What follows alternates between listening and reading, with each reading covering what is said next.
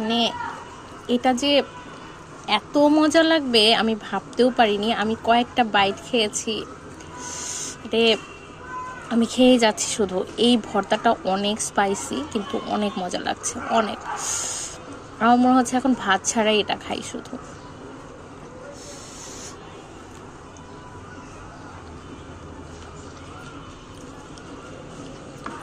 Trust me, আমি আসলে ভিডিওগুলো দেখে ভাবতাম যে এটা ওরা কিভাবে খায়, কিন্তু আসলে এই ভর্তাটা গেমটা চেঞ্জ করে দেয়। মানে এটা দিয়ে যখন আপনি সিদ্ধ ভেজিটেবলগুলো খাবেন তখন আপনি, আই মাস্ট সে, আপনি এটার ফ্যান হয়ে যাবেন। ইয়ামি, অনেক মজা।